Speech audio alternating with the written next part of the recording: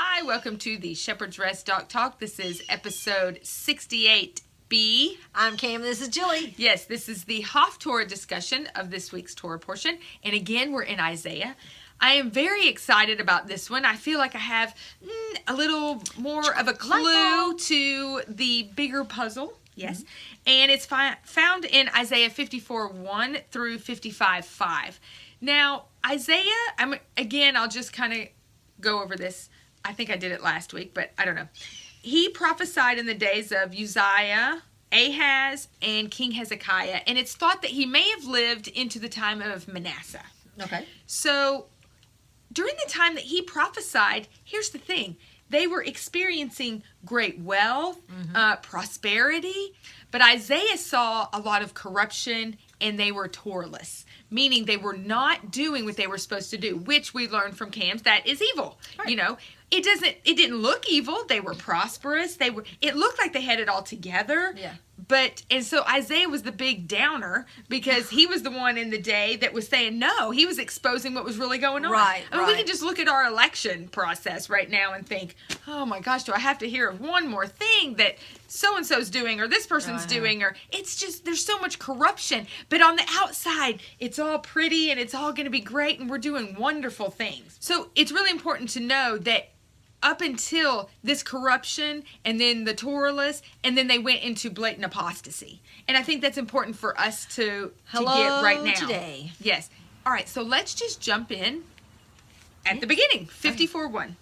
It says, "Sing, O barren one, you who did not bear, break forth into singing and cry aloud, you who have not been in labor, for the children of the deserted one are more than the children of the married woman, says Yahweh.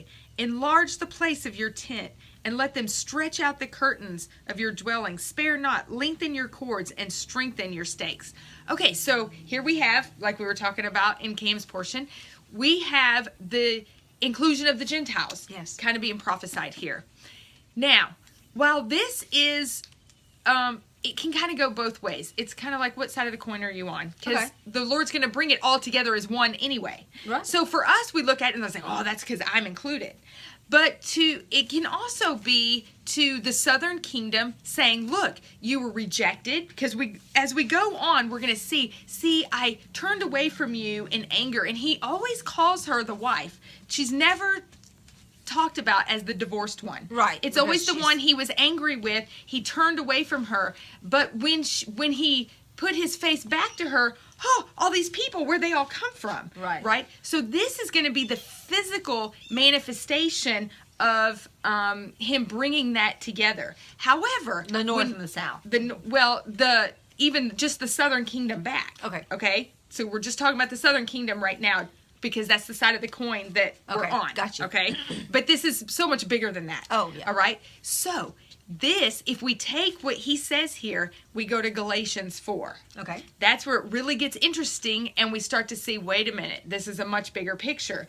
Because Paul saw it as a much bigger picture. Right. Because I'm going to start in Galatians 4:21, but I'm going to go all the way to 27. All right, and maybe even a little bit. No, all the way to 31. All right, so let me just start. It says, "Say to me, you who wish to be under Torah, do you not hear the Torah?"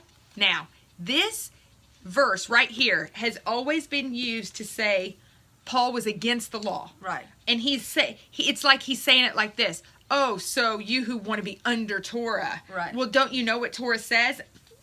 Almost like a negative thing. Right. However, that's not what he's saying here. He's saying, listen, you who want to be under Torah, because that is what we're all striving to do, is be in God's covenant. Because you guys have been Torah-less. Now you want to learn how to be Torah full. So now, you who want to be under Torah, let me tell you what the Torah teaches. You know, it's a learning thing. And this is very important. I'm going to start with this. See, Paul was not, his problem with the Galatians is that the Galatians were teaching circumcision for inclusion. Correct. Circumcision means conversion. Okay? So, in other words, instead of saying Messiah is bringing you into the family, the Jews were teaching, no, you have to convert to Judaism. Yeah, Judaism is what brings you into the family. Okay? And Paul this is what he was up against here. He's saying, so you want to be under Torah, right? Well, let me tell you what the Torah teaches. Then he goes on to say, for it has been written that Abraham had 2 sons, one by a female servant, the other by a free woman. Now, I'm going to skip to 27. And it says, for it has been written, rejoice, O barren, you who do not bear. Break forth and shout, you who do not have birth pains. For the deserted one has many more children than she who has a husband. And we, brothers, as Isaac was, are children of promise. So his point here is that, look, you guys, the Gentiles, are children of promise, just like Isaac was. See, the first of Isaiah 54 with the tents expanding alludes all the way back to Sarah. Right, it's her tent. Right. Sarah is where Isaac was born. But it's also where Isaac brought his bride. Right. He didn't go out to his bride and they have now a new tent, which would actually give relevance to Christianity being something new and different. He brought his bride into the already existing tent. That's very important because that's what Paul is saying. Look, by you saying that I have to convert to Judaism, now there's no 2 sticks to bring together. Right. It's because you're all the same. Now you're all the same. You're all part of the southern kingdom. Yeah. Now God's promises. So really what they're doing is doing this in unbelief. They're doing it in the flesh because they're not believing that through Messiah that it's going to be done. Because as you keep reading Isaiah 54, it's by the Holy One of Israel, by the set apart one of Israel, all speaking of Messiah is going to be the connection to make this happen. So that does, obviously it ties in, but if you think about this with Nimrod or with everyone in chapter 11 in Genesis, what they were making it happen. They were going up to the heavens. They weren't waiting for the promises to come down. They're going to get it. They're going to storm those gates and do it themselves. Yes. Not with the Lord. Yes. And another thing is, Sarah's tent is also considered the New Jerusalem, the Holy Jerusalem. Well, yeah, I was just about to talk about that. Yeah, because he keeps going and he says, but as he who was born according to the flesh then persecuted him born according to the Spirit, so also now. But what does the scripture say? Cast out the female servant and her son, for the son of the female servant shall by no means be heir with the son of the free woman. Therefore, brothers, we are not children of the female servant, but of the free woman. And he goes on to talk about how that is the New Jerusalem. Right. That's the spiritual. And the thing that's so great is it hasn't manifested itself physically yet, but spiritually we get to partake of that now. Right. You know, that's what Paul's saying. So Messiah was the one that broke down that partition and brings the 2 sticks together. Right. And by you coming in, you get to come into Torah. You who want to be under Torah, it's not by circumcision, conversion, it's by Messiah. And we all have the circumcision of our heart. Right. That's everybody. But Galatians were glorifying in the circumcision of the skin. Right. They were Because saying, they wanted what look man we could have. see. That's right. See, we've converted you. Now you can accept Messiah. That's making Messiah of no use because then what do we need Messiah for if we just have to convert to Judaism? Right.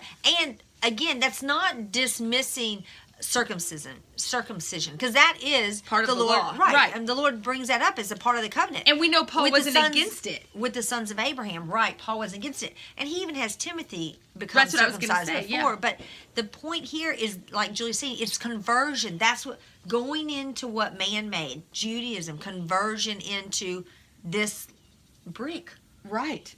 Yeah. Oh, yeah. They were making bricks. Yeah. And they were saying, you have to look like a brick. He's like, no, I'm an uncut stone. Yeah. I'm a stone. I'm reflecting Messiah. The stone is going to build and what do you the say New Peter Jerusalem. is? The stone. You're a stone. You're a pebble. You're a rock. Oh, yeah. And that's why the disciples were given that authority. Because now it's Messiah's assembly. Yes. Right? And everyone before gets to come into it and everyone after gets to come into it. But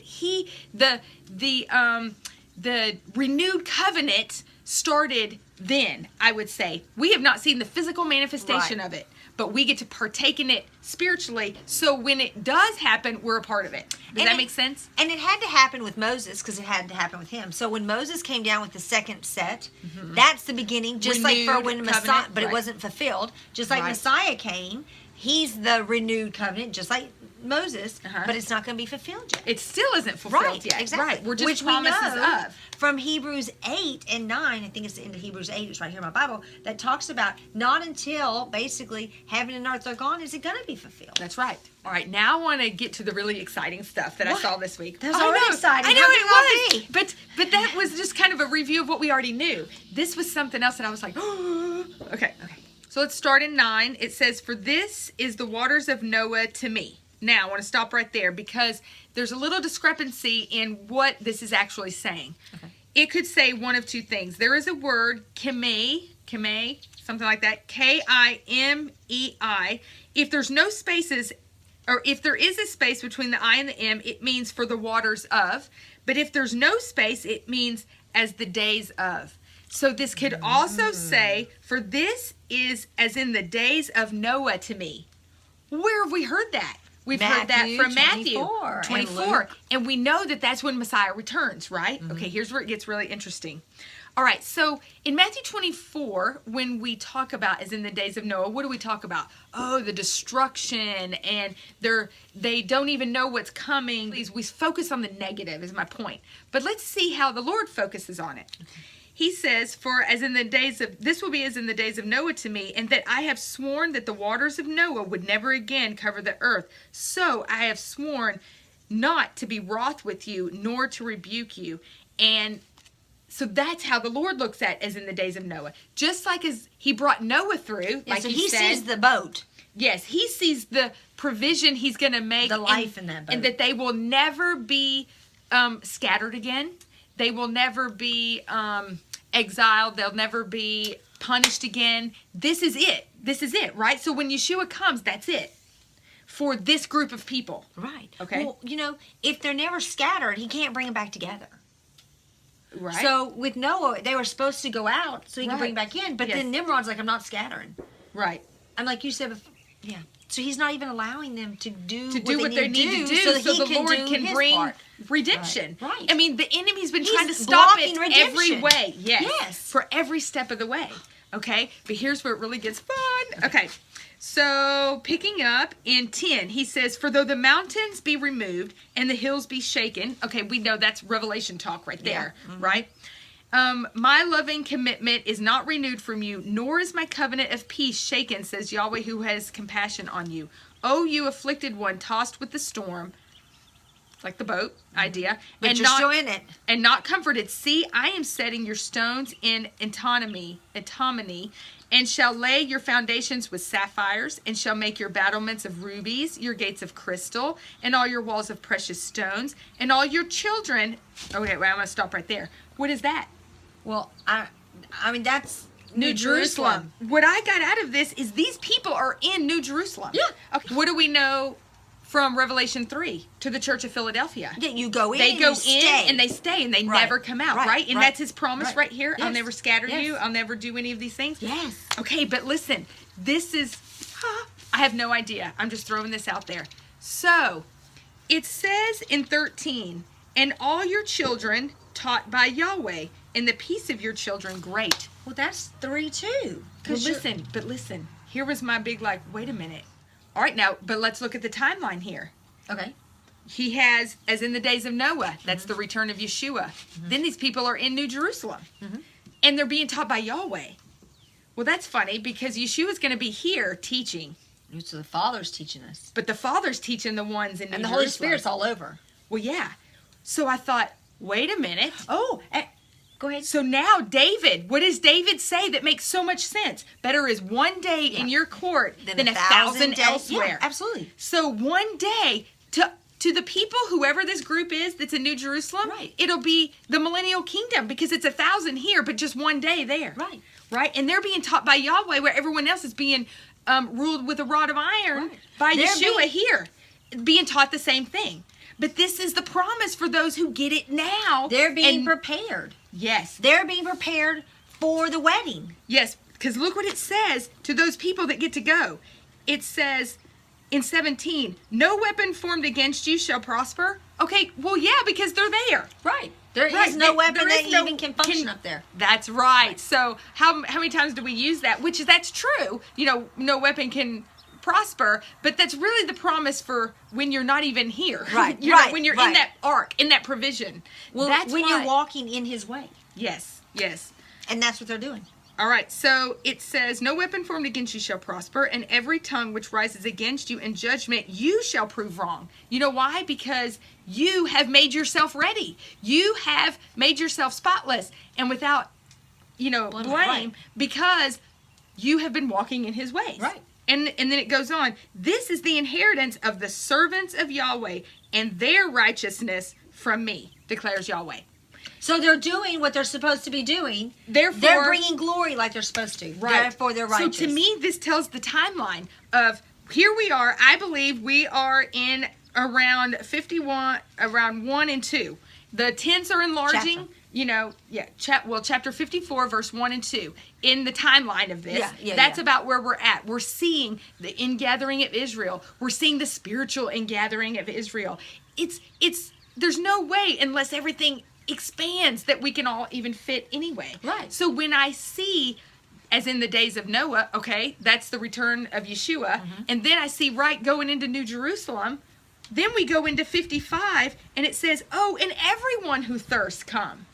So you see his promise to the 2 sticks, and now you're seeing the promise to anyone outside of that who wants to come. Right.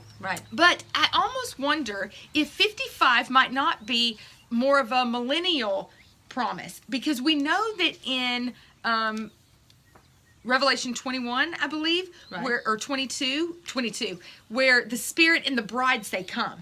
Those are separate things. Right. Yeah. Right? So not that the New Jerusalem is exclusive for only these people alive at this time or whatever. It'll be a process, just like everything else. Right, yeah. But if the bride's already there, if she's whisked away at the return of Yeshua for that one day to be taught by Yahweh, comes down adorned for her husband, then the Spirit and the bride say, come.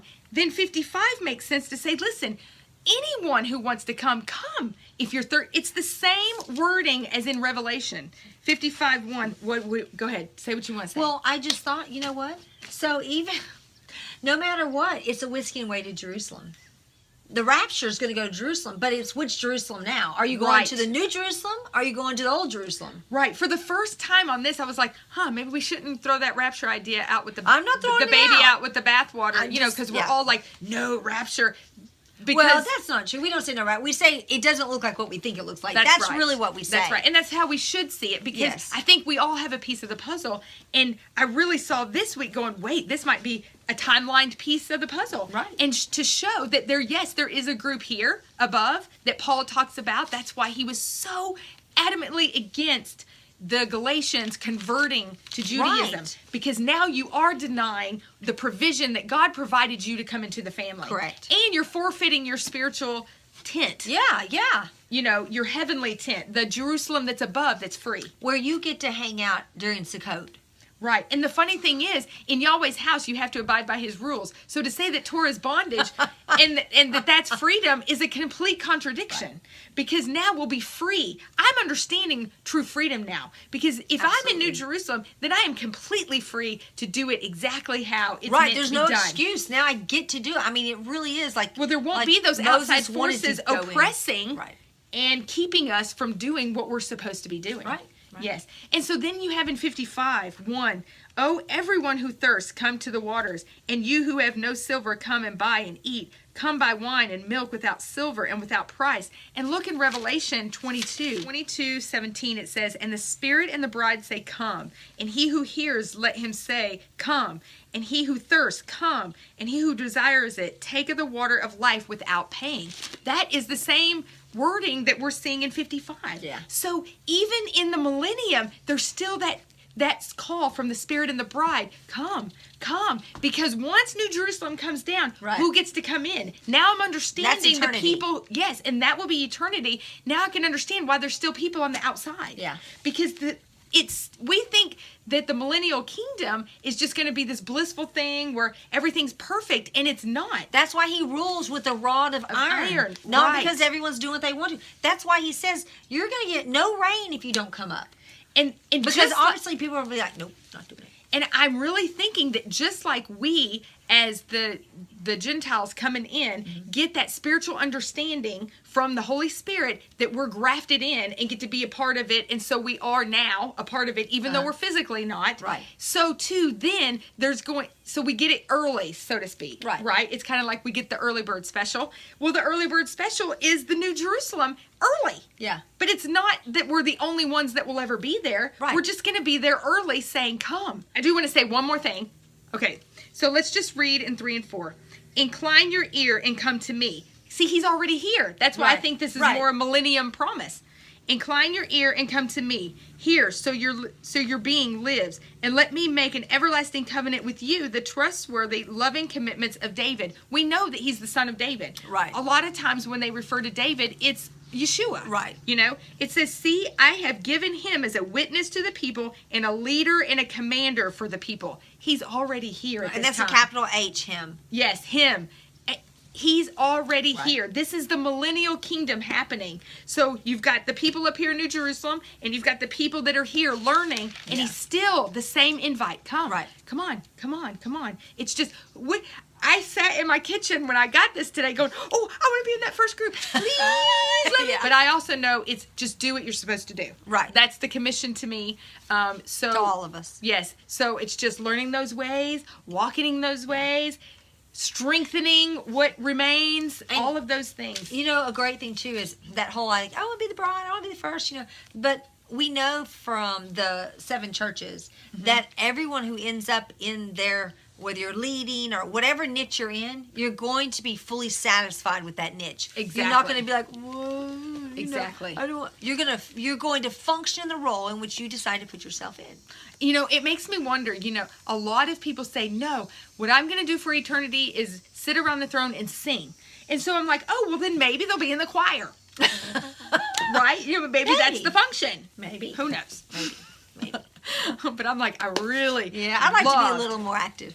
Well, I really like this week's Haftarah portion. Me too. I really like this week's Haftarah portion because it really took from the Torah. Yes. And then we had it in the Haftarah. Then we really saw Paul utilizing it and teaching and expounding on it to the Gentiles. And then we see it in Revelation. Right. At the very end. Because look, I'm just going to end on this for you. Go ahead.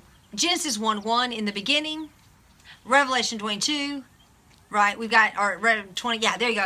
They come together. They're both new heaven and new earth, and then we're Messiah in the middle, yeah. That's right. I mean, that's just the way it goes. That is. That's They're bookends. Right. We just want to see the end from the beginning. Yes. And I love and we have to. It's the only way we're going to understand the end. That's right. We've got to know the beginning. The beginning.